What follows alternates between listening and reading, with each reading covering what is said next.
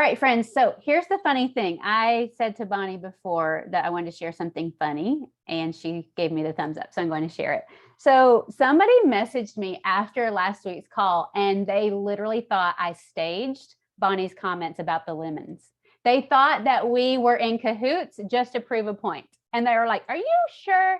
I'm like, "No." So if you haven't watched last week's call, what happened was we were talking about how your body changes physically when you have thoughts and experiences. And we pretended we were biting the lemon. And Bonnie started like, "Rhonda, I hear you, but the other side is lemons are bad for your teeth," right? Like her brain found it relevant. We all do this. We're not making fun of Bonnie. We all do this, right? And her brain went right into the reality that she was actually going to bite a lemon. When we try to accomplish a goal, even if it's not physically dangerous, our brain goes right into anything that has been relevant at all anywhere in our past and makes it about the current situation and why it could possibly be dangerous and why we should back away and not do it. So I just thought that was hilarious. Yes, Bonnie, go ahead. Okay, so I just want to add a little validity here. My mom, in her old age, before she died, she told me that when she was a girl, she loved lemons. Yeah. And she lived on a farm and she would just suck on them. Now, she wasn't in California, so I don't know where she got these lemons. She didn't do it all the time, obviously. But as she aged, when we took pictures of her, even though her teeth looked okay, like they were pretty yellowy, and it was the enamel. It was like because if she'd been sucking lemons. So that's where my brain is like, oh, no, because when you take a picture, your teeth are, they can't Photoshop it really looking good. So just whoever was wondering, that is really the bottom line.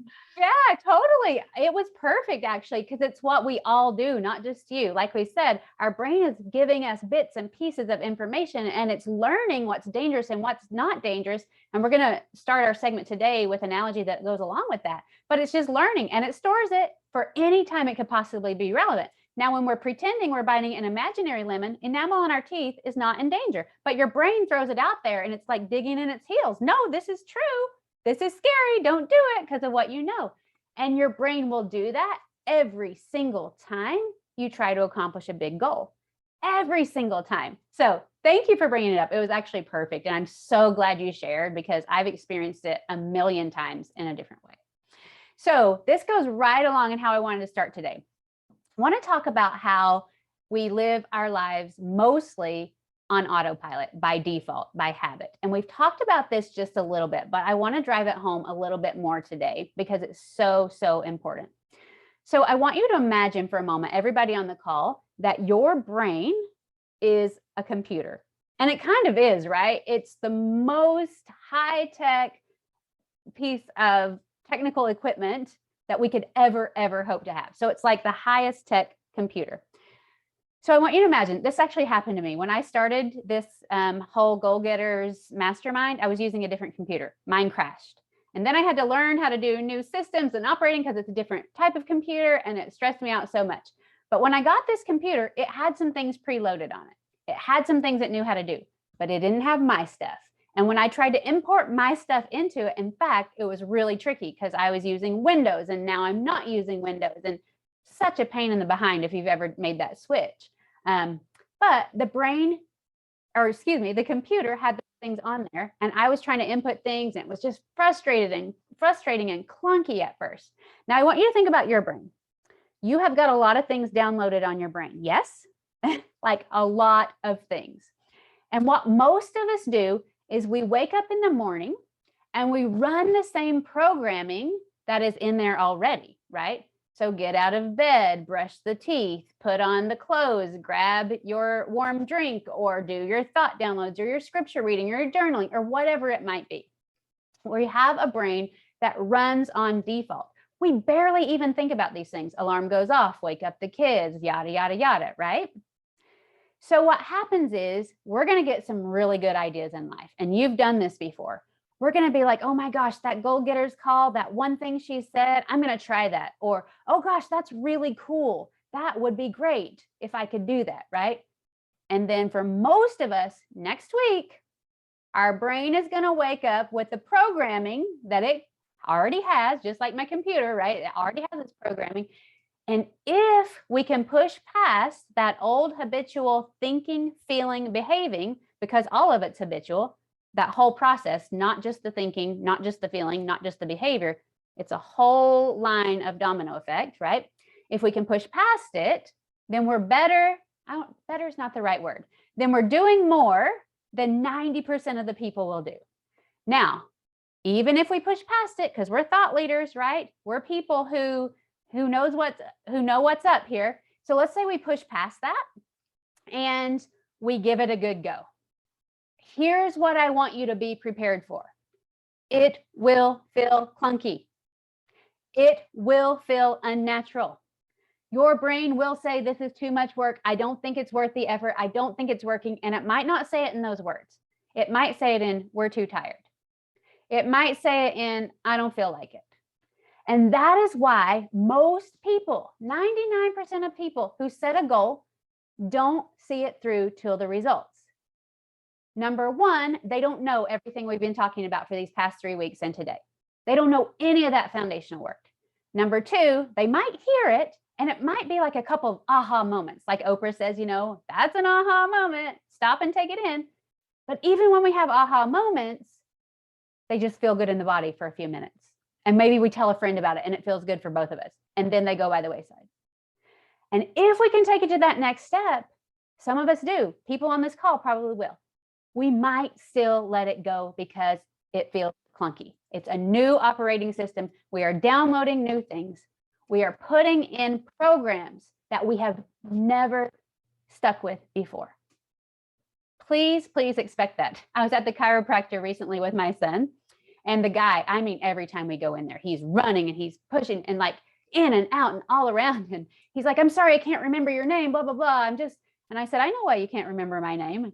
He that made him pause and he's like, you do? Why? And I said, because you have so much in your head. And every time I come in here, you're, and I said it in a nice way. I'm not mean, but he's like, oh my gosh, you're right. Like my brain's going nonstop, blah, blah, blah, blah, blah. And he started downloading on me, like word vomiting, like, how'd she know this?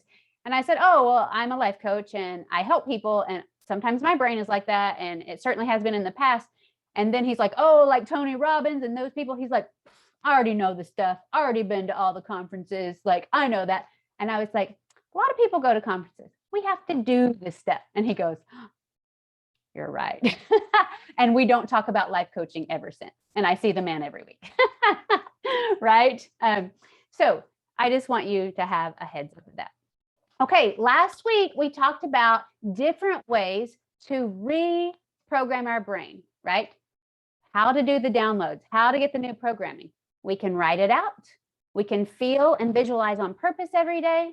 We can say it out loud. We can see it in the mirror. We can listen to our voice in our ears. I want somebody to tell me what their experience with this was or has been in the past with understanding how to continually repeat the things we choose and create an emotional situation that allows us to absorb that into our subconscious. Tell me who would like to share how their homework went. I know somebody on here did it. Even if you talked last week, that's okay. Even if this is your first time on the call, that's okay. Rhonda. Yes. Hello, Michelle. Welcome. How are you? I'm going to try to get onto my computer so I can get on camera too. I find this work sometimes, I'm not as consistent maybe as I quote unquote should be. And so I can totally see the difference when I do it. Totally. But I feel like I just need to get a schedule set because I love a schedule, yes. To be able to consistently do it. Like I was listening to, I think it was Sarah, how she had a timer set to be able to just like hop in the bathroom or whatever on the replay. I think that's what I need to do more of. Yes. And that's part of what we were talking about, Michelle, right when you were joining, how the brain hasn't done it before. And if it's not on our phone or on our schedule, we're going to be like, I don't have time. Things always come up. It's our humanness. So Michelle, when you are consistent, why have you been able to stick with it? Because I know, Michelle, we have a coaching relationship, a peer coaching relationship. And I know that at times you have done this. What's the difference? Well, it is pretty amazing. I think the difference is when I just feel like I'm in such a better mood and I feel more abundant overall. And I feel like the things that I think I want, like that are out, quote unquote, there or in the future or whatever, like when I get into this practice, I see it's all already right here, like in my present time. Yes. Michelle, I love what you said. This is what Joe Dispenza calls work. And maybe I already mentioned this, but the brain works through repetition, as we know. This is how we work from our future instead of working toward the future. So a lot of people will say, I'm working toward what I want. I'm working toward my goal. But when we can feel and see and experience that goal just as real as we did with biting that lemon, right? When we can do that, we are taking what we want, having it right now, and working from our goal. That is a game changer, you guys. Game changer. Who else? Hey, Rhonda, I just, on that exact note, I wanted to say that I went through the list of the things, you know, like envisioning and whatever. And I just asked myself, I was like, something is not, like, nothing's grabbing me. And then I asked myself, what would I really want? And I was like, I just want to interview myself.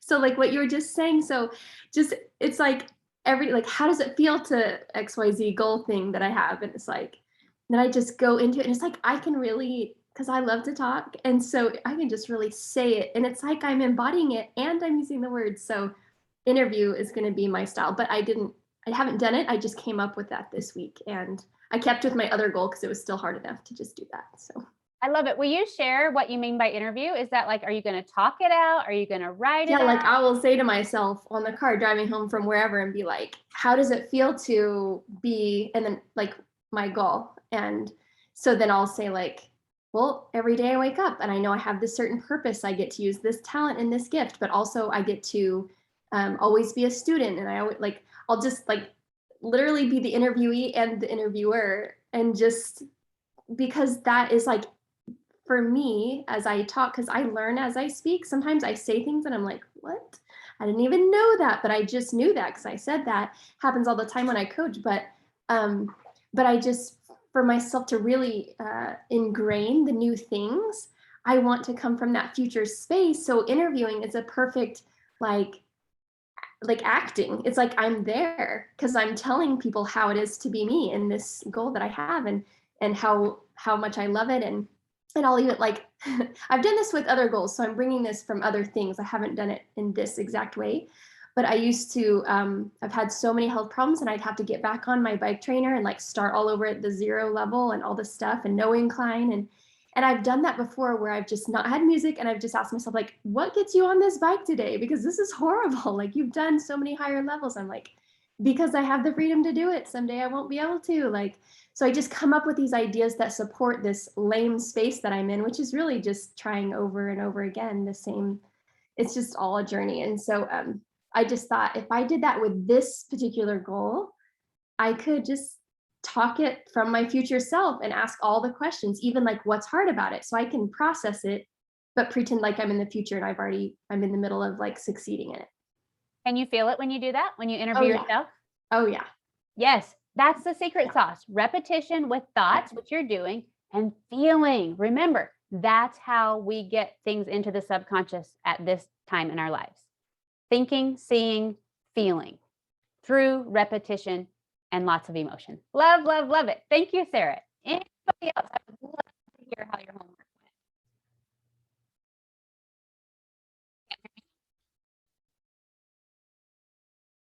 Okay. You guys did it. Can you hear me now? Yes, I'm having problems with my mic, you guys. Thank you. I'm going to try to switch back in a moment and see if it works because I have a fun little audio exercise. I hope you guys are all in a place where you won't be interrupted if you want to do this with me. But thank you for sharing that. I really, really appreciate that. So what we're going to do for just a moment is I am going to share a screen and I want to review just a little bit of what we've gone over because this is so valuable. I want to tie it all together beginning to end. If you'll remember, what we did is we just talked about the brain at first. And then we really talked more about emotion that next week. And then last week, we brought it all together with universal laws, vibrations, frequencies, attractions. Now, what I want to do today is kind of just pull it all together.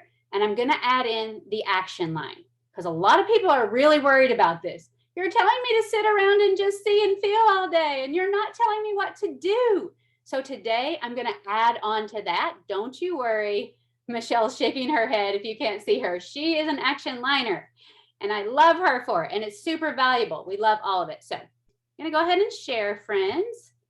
Give me just 1 second because it takes my computer a minute to acclimate. Okay. So I'm going to just stretch this so we don't have, here we go. Hopefully you can see all that pretty well.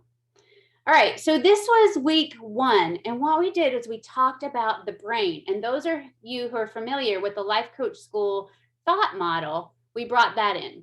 Our old models basically are originating from this X thinking.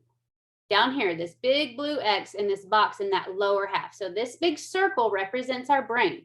And when we have old models or unintentional models, they are originating from this, okay? We need to know what is down there in that thinking, because it is almost always the reason we are not accomplishing our big new ideas, which is this Y up here at the top outside of the circle. This is when we see a new goal, like, I think I could accomplish that. I think I could do that, right? And when we think we could do something, we intellectually bring it in and we start to learn about it. And if you're a coach, you might be teaching the skills to your clients, but not living the skills yourself, right? That's when we know that why is up here in our intellectual thinking, but maybe not down here in our being. I did this for almost 3 years, and I was frustrated. I was tired. I was crying. I couldn't make progress myself while I had clients who were passing me up. And it felt very, very out of alignment with who I wanted to be. It felt terrible every single day, right? But it's because I had a big idea. I think I can be a coach. And I started learning intellectually the skills, and I even started teaching them, but I was not doing the work myself every single day.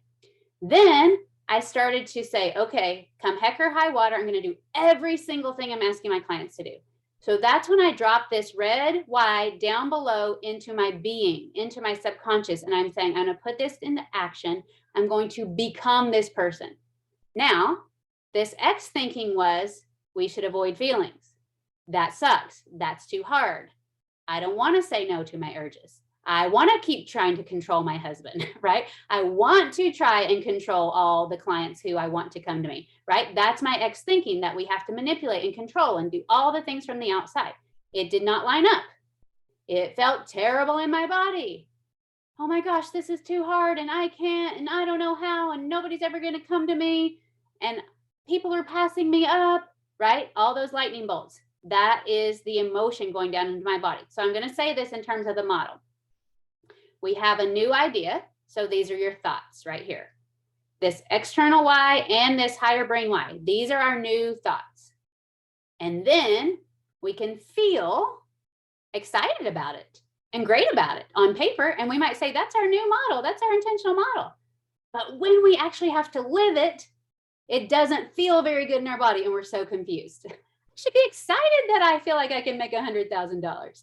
Oh my gosh, I'm trying to actually do it, and it feels like HELL, right?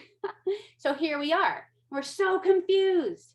And then most of us give up. But if we know this is just an acclimation period, if we know this is just how the brain works, and we're willing to sit with that discomfort, and we're willing to dig into what is in this box with this big blue X, what were we taught? What are we worried about? What is this new goal bringing up and triggering that we haven't believed about ourselves yet?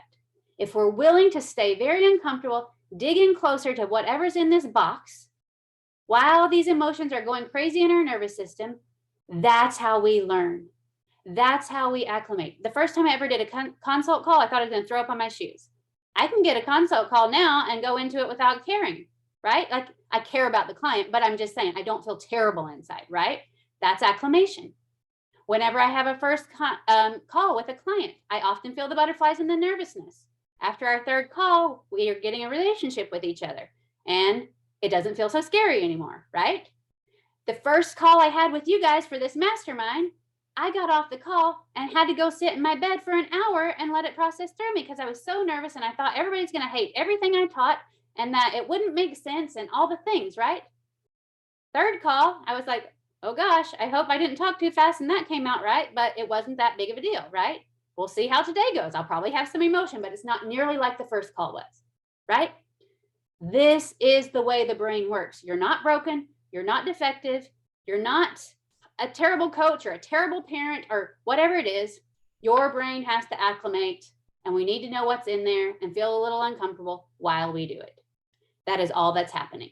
Once it acclimates, then it becomes your new model that you can actually live and feel, not just write down on paper. Okay. Now, the next week, we talked about faith and emotions. So I'm going to go ahead and talk to you a little bit about this. It's a review, but I want you guys to jot down and ask any questions because this is the last time we're meeting in person. Any of this that doesn't make sense, I want to get it really clear. When we have a new idea and we can see it, that's our thought or our belief if we're talking about the model. But if we're talking about faith, it's creating a seed. So as soon as we can see it, it creates a seed. If we want to talk about quantum physics, the moment we observe something in our brain, go back and watch this on week 2. Yes, week 2 or 3. Go back and watch it on week 3, I think. But it collapses the molecules, it collapses matter and actually creates, right?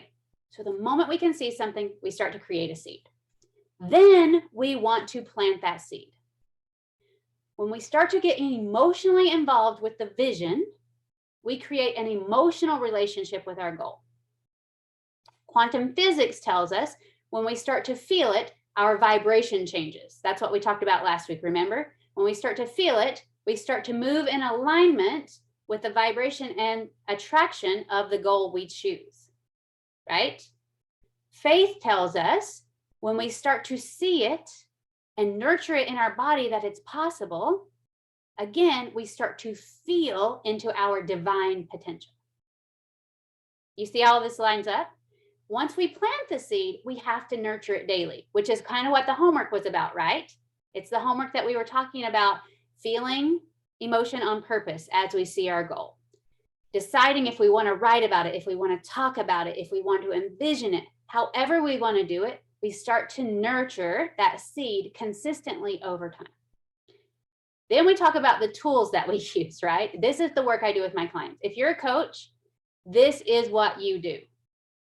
When it starts to feel terrible and you're trying to nurture it daily, if you're a parent, this is what you do, by the way. And if you're trying to accomplish a goal just for yourself, this is how you do it for yourself. These tools are the part that really get us where we want to go, right? Because seeing the seed and feeling that emotional connection with it and sitting down and doing that work every day, that can be kind of addictive because it feels so good in your body. But using the tools is the part that we get hung up on, because what we have to do is get uncomfortable by going in and digging out our subconscious beliefs, those old thoughts. We have to move closer to them instead of avoid them, right? And we really want to be compassionate with ourselves as we do that. Not like, oh my gosh, this again. Oh my gosh, why can't you get over that? It's like, I see you. You're hurting. I see why this is hard. I see where it came from. Whether it be parents or teachers or social media or leaders. There was a time in my life when I talked to myself awfully. Like I literally would say to myself almost daily, you're the worst parent in the world. You're terrible. I hate you. How could you have done that? That came at a time when I was thinking about the loss of our newborn child and the way I handled all of that. If you know my story, you know a little bit about that. And if you don't, maybe we can talk about it later. But I used to say those things to myself literally daily, right? I was planting those things. I had to go in, get closer to myself, feel all that yuck and that muck and figure out what was going on so I could heal that. So I could understand why it was there with compassion. So I could love on that. So as a coach, you literally are sitting with your client while they bring up what is painful, while they calibrate that to what they choose, and while they create with that new energy forward. That's the work I do. We go in and find out what's there. We heal it. We feel it. We create just an outstanding relationship with ourselves, an understanding of our emotional patterns, an understanding of how they got there, an understanding of how we love on them and accept them and appreciate them for trying to keep us safe. We do all of that. Then we decide how we want to access and use the energy on purpose. And then we decide what we want to create.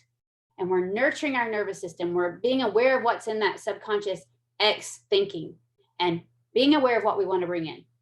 It's the process that we go through. So I want you guys right now to think of some questions and thoughts that we can clarify before we move forward. I've been talking a lot, and I like it when you guys ask. So what's coming up for you? What maybe do you need some clarification on? What are your thoughts that maybe I haven't mentioned? That's always possible too. I love that analogy of nurturing it daily and like thinking of a seed. I mean, I'm a terrible planter. I kill hostas, so maybe, but I like that idea to just as a reminder to just make sure every single day, whatever that looks like, to nurture it daily. That was good. Thank you. Yes, thank you for sharing that. That nurturing is so, so valuable because what we've been doing is nurturing seeds that we don't want. Like I was saying, how I used to talk to myself. That literally was nurturing a seed that was completely out of alignment with who I wanted to be. No wonder I would break down crying in the car without knowing why. My brain wasn't saying, hey, you're really sad because you have mean thoughts about yourself. I would just cry for no reason. I don't do that anymore. And I never tell myself I'm a terrible mom. Do I question how I should do things? Yes, but I never beat myself up like that anymore after I've gone in and figured that out. Who else needs some clarification or wanted to share? If you don't ask, I'm just going to keep talking. You're like, go ahead. Don't waste our time. All right. I'm going to share my screen one more time. Okay. And again, if you have thoughts or questions, please type them in or hold them. I'm going to talk to you a little bit today about something called homoprospection. And there's actually a book called Homo Prospectus, and you can look this up. I have the information here are the authors. I'm not going to go through all this, but if you want to look for this book, you can. Homoprospection is the idea that psychologists have come up with that whatever we hold in our future, like whatever our thoughts, our feelings are, whatever idea we have about what our future is going to be, is the primary driver of how we experience today, and also the primary driver of what we will do today. So this is where we're going to switch gears a little bit, because a lot of you are like, what do? Sit on our butts and just think, and we're just going to kumbaya ourselves to a goal without doing anything? No, I am not telling you to do that. Homo Prospectus tells us that when we have hope in our future, we will be motivated to take action that is in alignment with the belief and the vision we have for our future, right? Homoprospection tells us that our present experiences and actions are in direct correlation with how we view what is possible for us to come. So I really want you to think about that for a moment. All the work we've done so far leading up to the action that we should take and could take, all of it so far is just allowing us to have the vision, the hope, the belief in what is possible. Thumbs up. Does that make sense? Why we worked so hard on that piece first? Viktor Frankl has this book. Oh my goodness, what is the name of the book? I wrote it down. Man's Search for Meaning. Yes. And so basically, he's talking about experience in Nazi concentration camps. And he went back and did some research on this. Like, a lot of people died. And then there were those survivors, right, who were just like superhuman survivors. And what is the difference? And what is like, how did some people survive and others didn't? And what he found was the prisoners were sure to die when they gave up the view of their possibility of having a future that was bright and hopeful. And in the book, he describes like how you could tell that, right? And he talked about the look in their eyes and the demeanor. And I won't go into all that, but if you're interested, Man's Search for Meaning. Basically, though, even in the most dire of circumstances, especially in the most dire of circumstances, when we don't believe it's possible for us, when we think our future has or lacks hope or is not bright, that's when we stop. That's when we give up. Now, as we talked about last week with Bonnie's example, right? Your brain is going to start to think things are harmful or dangerous, even when they're just made up, right? And that's what we do with the goal. Your brain is going to make up a whole bunch of malarkey, and it's going to present it to you as truth, like absolute truth, right? So if you've ever tried a goal in the past and you didn't accomplish it, if you've ever put out yourself in a vulnerable way and somebody said something that was rude or mean or not appreciative, your brain is going to feel like this is a very, very dangerous situation to go into. And although we're not in a Nazi concentration camp, your brain is going to say we're in just as much danger, right? And when we start to give up hope that it's possible for us based on past experiences, remember the analogy we started with, your brain is basically a computer that has been programmed by the past. All we know is the past, where we haven't accomplished this yet. And when your brain steeps into that thinking, it will beckon you to give up. And you will feel relief for a moment. You're like, oh, I don't have to worry about that anymore. But then you're going to wake up every day and be like, man, this sucks. Everybody else is doing it and I can't. You're going to start comparing yourself. And not just comparing yourself to others, but comparing yourself to that why idea that's in your higher thinking that you really do believe is possible, but you abandoned it, right? And it's going to feel terrible in your body. So your present experience is so tied to how you view your possibility in the future. Now, what does this have to do with the action line? Here's what I want you to think about. When you are aligned, when you can see your future, how is your action going to be different? I'm going to stop screen sharing again. Like, I want you to think about taking action toward a goal without any vision of it, without any excitement, without any motivation, without any gratitude for it. You're just trying to take action. And let's say the first thing you do doesn't work. What's going to happen to the goal? Right? And then you might be like, okay, that didn't work. And I'm going to start over here and I'm going to take action over here. And maybe you'll get some success and maybe you won't. I don't know. But it's going to be up and down and up and down. Remember what we talked about with the seeds of faith a couple weeks ago? What a lot of us do is we'll take action and we'll plant a seed and it'll get a little bit of growth. We'll get a few little shoots or leaves on it. We'll be like, dang, there's no fruit on this. Pull that one out and throw it away. And then we'll plant another seed, right? And it might get a little bigger. We might hang with it a little longer. And be like, dang, there's no fruit on this one either. We'll pull that out and throw it away, right? If we don't have a vision of our future, that's what we're going to keep doing. If we don't believe that fruit is coming, all we have to do is keep nurturing it. We're going to throw it away. So that's why we want to take aligned action, not just take action. Now, I'm going to tell you guys about a guy. I had to write his name down to make sure I got the names right. The wealthiest man in the world around the turn of the century in the early 1900s was Andrew Carnegie. And he was in the steel industry. And he had this general that worked for him. Now, you guys, this is 1908.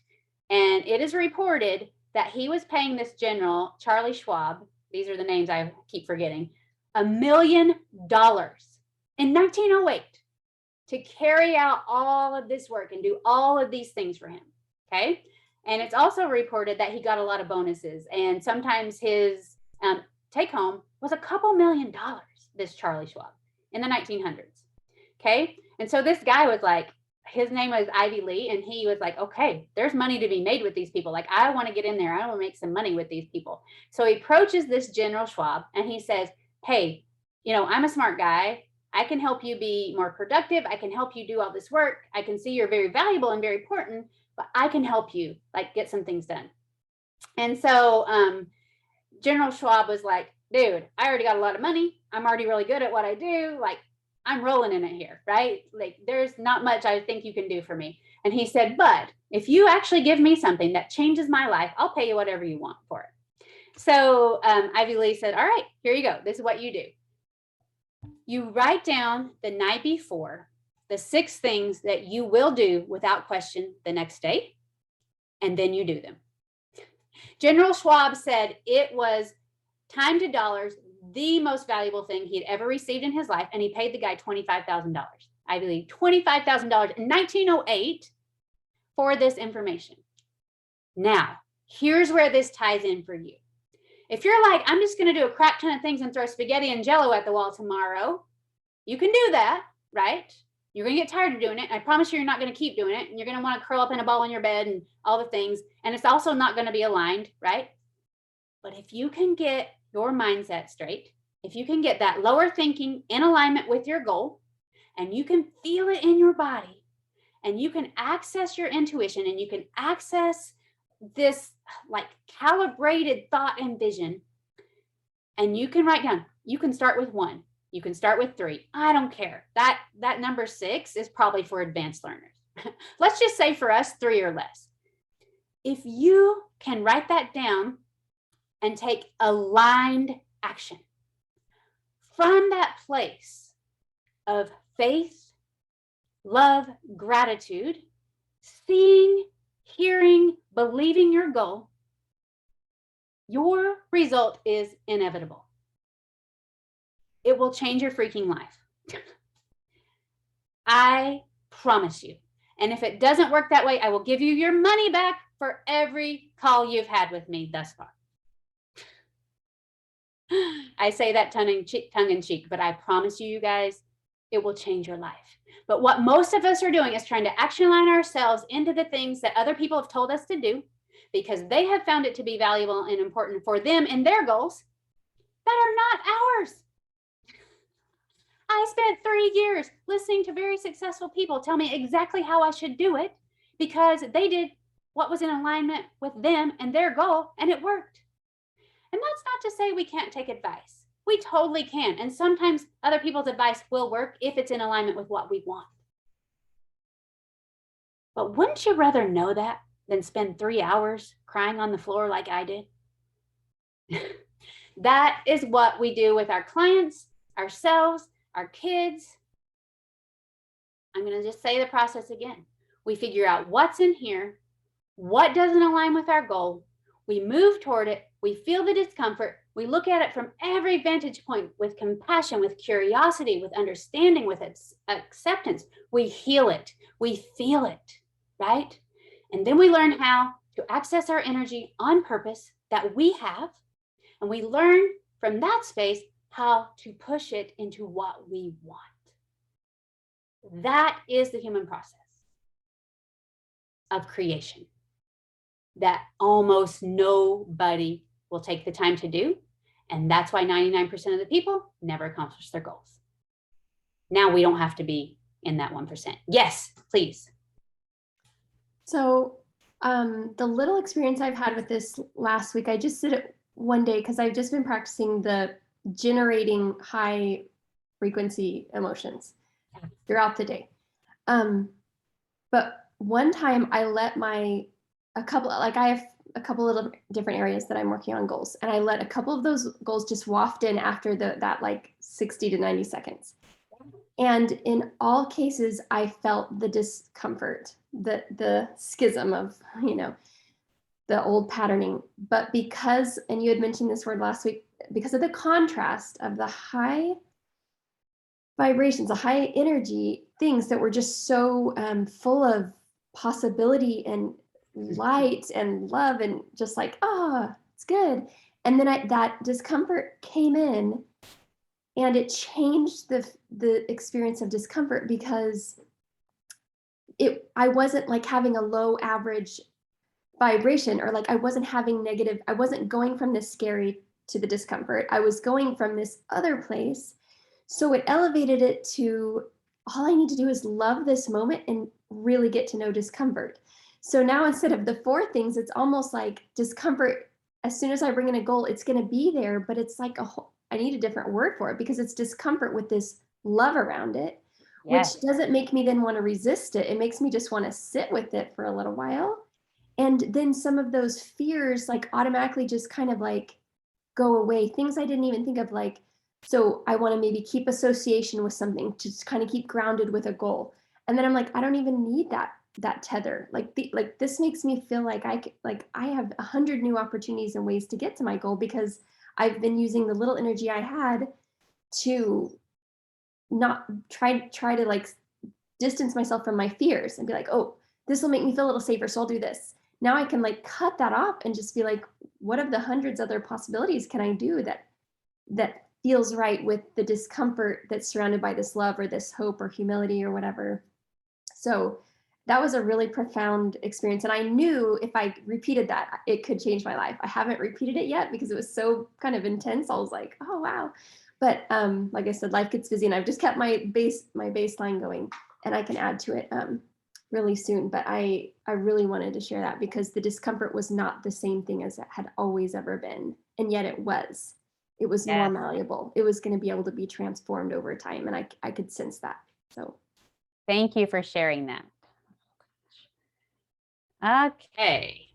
So thank you so much for sharing that. That is so good. It made me think of an analogy that came up on a client call this week. I have this little puppy and he's kind of crazy. And we've been taking him to puppy classes. And he, in the class with all the other people and the trainers who are actually training me, by the way, they're like, yeah, he's making progress. And so we come home and it's like we kind of have to start from the beginning again, right? And I took him outside one day when he got really good at a few things. And he bolted because some people were working on our neighbor's house and we couldn't get him. And these were things that he knew.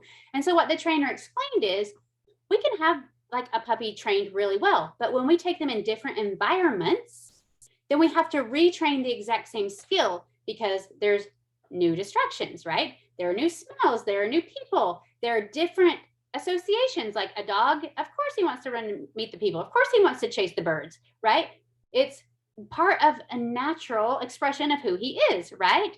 But the trainer was like, oh yeah, you have to retrain in all these situations. And I thought that was fascinating because how many times does our brain do that? We're like, okay, in this controlled environment, I'm going to learn these skills. And we're like, oh, I'm really good at this.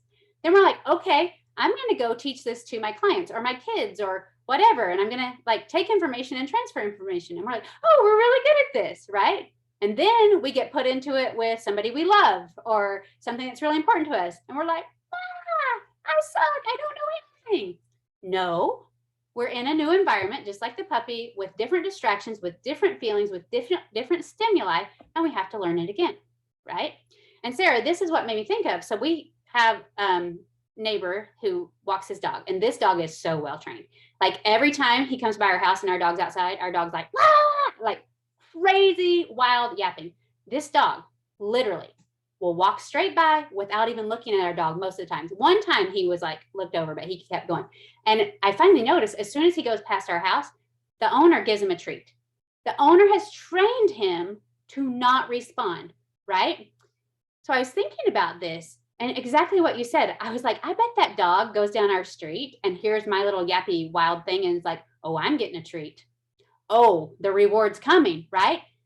And it's not that he doesn't have that inclination because I've seen him like kind of move his head, right? He's still a dog, just like we are. We have that urge. We have that initial knee-jerk defense mechanism, protective mode, and I'm so glad we have it. It keeps us alive, right? But the more we learn that it's okay to walk past these emotional triggers, these emotional situations, we can associate exactly what you said, Sarah, like, oh, that was actually amazing. Oh, I'm actually learning something. Oh, I am solidifying this relationship to self in a way that I never have before. Now I know my patterns. Now I can see why these things are here. Now I can have so much more compassion and understanding. Now I know how to prepare for it, right? Like I could go on and on with what you learn from it. But the brain can start to associate an uncomfortable feeling with moving toward it. I'm practicing, I do this all the time, right? And sometimes it's easier than others, but I literally, when I have the chance, I have to wait till the end of the day because my kids, I have 4 kids and a life, right? But sometimes I'll just go lie down on my bed and I literally just go limp. I don't know if everybody on this call has given birth, especially if you're watching the replay. There might be some men or even women who don't have children, and that's okay. But if you have given birth, I think this is the best analogy. I like to just imagine going limp and letting your body do what it does and totally just melting into it, like not fighting it, not anything. Like imagine if you had like a cramp in your leg. Do you know what that feels like? And you like try to stiffen up and fight against it. It's so awful. Versus if even when it hurts so freaking bad, you let that cramp just be and work itself out. And maybe you want to massage it. And maybe you want to bend your foot back and forth or whatever. But it's not like, like going against it. I also like to think about just melting into it, or maybe like a sponge. If that, you can imagine what that would feel like. You're just absorbing it. You're just letting it move, taking it on. That's how we do this. That will allow you to move back into alignment when you let the emotion move through you.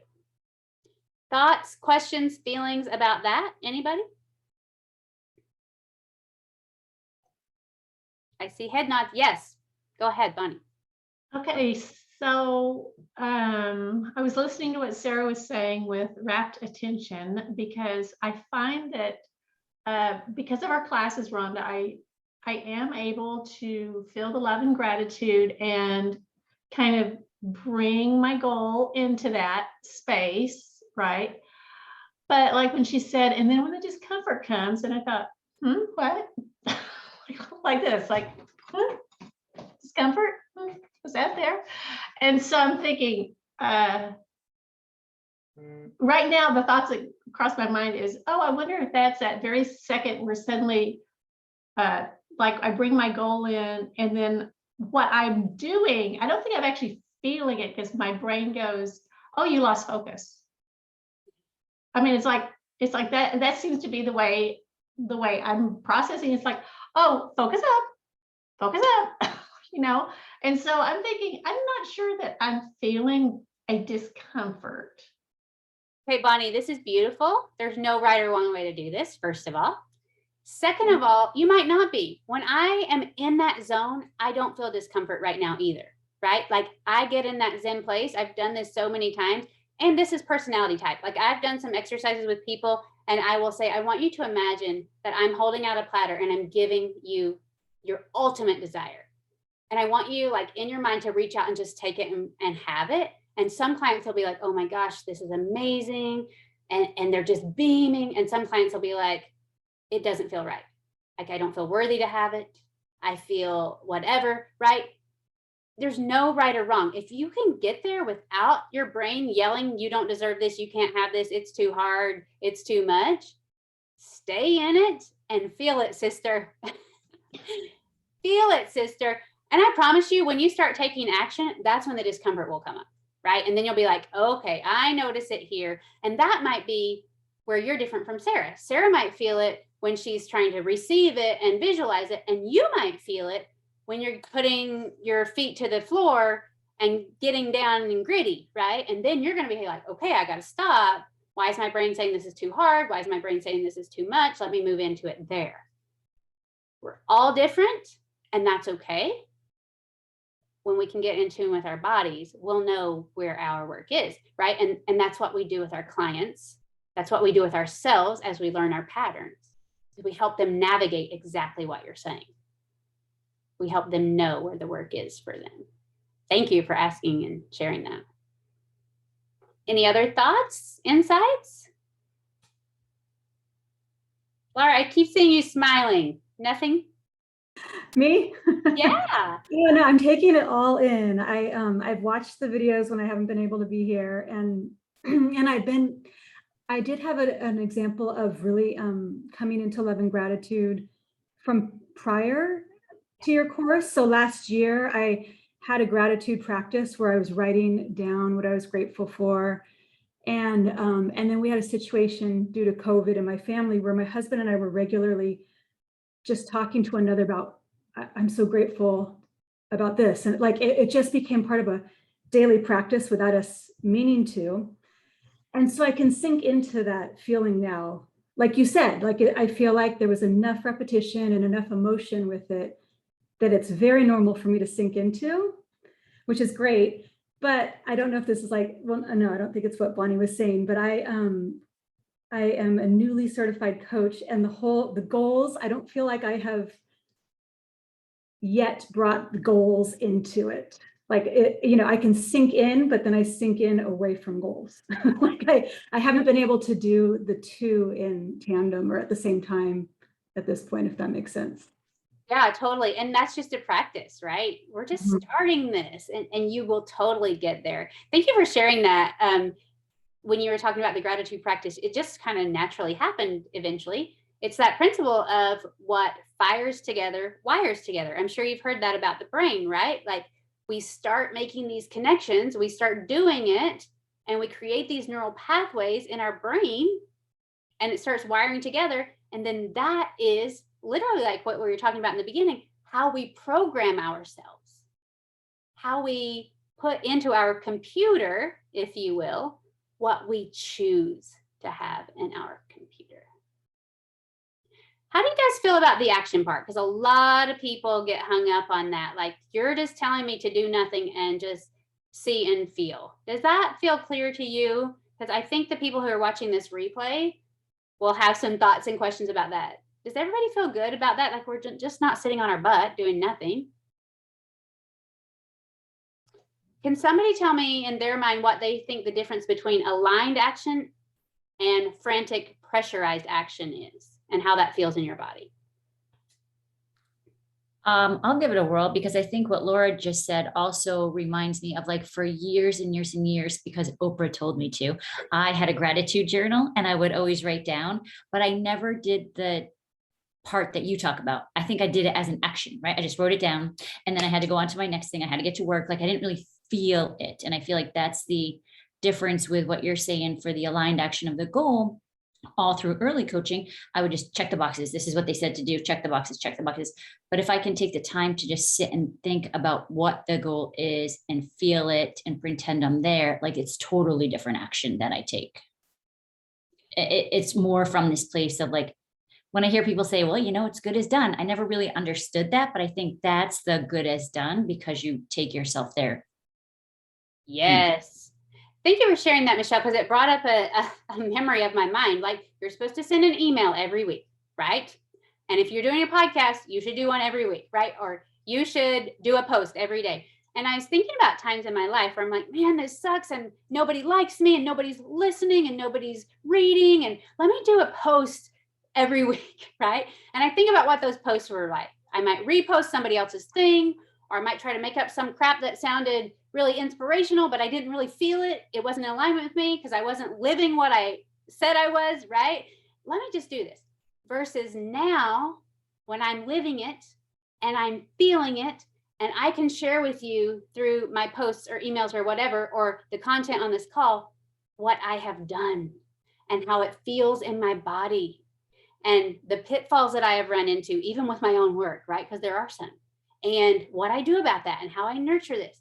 Like, think about what I give you, how different that is when I'm just doing it to check the box because some mentor told me to, versus this has changed my life and I know it will change yours, and I'm going to tell you how. And as a new coach, I'm telling you, you're going to come into this and you're like, I don't have that experience yet. I don't know. And that might be true. That was totally me. But as a new coach, I wish I had said, hey, this is where I'm at right now. I see you. I feel it with you. Like, this is what I'm doing today. And man, this is hard. Or man, this was cool, right? I wish I would have done that, at least shared my own. Not that you can't repost people's stuff. I still do that. But it's just so different when we are being the person that we want to be, when we are being our goal. Because that's what we're doing, right? We're being our goal. I'm going to remind you in this last couple of minutes of an analogy we gave a few weeks ago. But what we often say, one of my clients said this to me not too long ago, every time I try to accomplish a goal, my emotions rise up and I feel self-doubt and shame and all the things, and it sabotages me. And her goal is to express herself through art in the world, right? Her goal is to let others know what's inside of her through the work and art she does. And what we got to on this call with her is every time those emotions come up, they're an invitation for her to learn about herself, for her to access why she's triggered, for her to access where that shame is coming from, where that self-doubt and that judgment, so she can heal it. And when she heals and works with all of that, she then becomes a more true expression of herself, which she gets to share with the world. Do you see how that works? We think our goals are being sabotaged by our emotions. Our emotions, which are just what's in our brain, being expressed in our body, are actually coming up to deliver us the truest expression of who we could ever be, if we will sit with it and get to know it. Your emotions are a gift and an opportunity and an invitation. And that is why I love this work so, so much. You're not going to go out into the world outside of people who love emotions, right? And say, hey, I'm a goals coach and I'm going to teach you how to have a relationship with yourself and feel emotions. I don't know a lot of people who are doing that. And it's a crying shame that they're not. That's just my opinion, right? This is the work. Emotions work is relationship to self work. And when you get a solid relationship with yourself, when you understand yourself so well, and you start to have confidence that you can feel any emotion and you can heal anything you've been through, then you're not afraid. You might have that knee-jerk urge to turn your head and answer it, just like the dog walking by my house, right? And you might turn your head sometimes. You might lose your crap and you might even give a bark every now and then, right? But you're going to know what to do with it. You're going to know how to recover and get back in alignment with your goal, which keeps you in frequency with your goal, which keeps you attracting yourself in that goal, right? Like magnetizing yourself, keeps you in an emotional relationship with what you want to create. And it allows you to break ties with all that crap that you accepted without your permission, that was given to you, that was programmed into your brain without you asking for it, without your permission, and without the people who love us very much even knowing they were giving it to us. That is what all of this is about. That is what my whole coaching practice is based upon. People don't know that's what they are trying to do in life. They just think I'm trying to make $100,000. This is everything in between. It's kind of like the invisible work that people don't want to waste their time on, that actually gives them exactly what they want. We're at the hour. Do you guys have any comments, thoughts, questions, anything before we hang up? Thank you so much for being here. All of you who are here in person and all of you who are watching the replay. Thank you. Any other thoughts? Amazing. Thank you so much. Thank you. Oh, yes, you guys are so welcome. Thank you for being here. If you want to reach out to me and get more information, you have my email because I email you all the time. You can follow me on social media, Rhonda Farr Coaching. You can go to my website or my bio on my social media, and you can figure out how to get on my calendar that way. And I'd be happy to chat with any of you if you have further questions. Thanks for being here. Bye, friends. It's been amazing. I appreciate you so much. Until next time.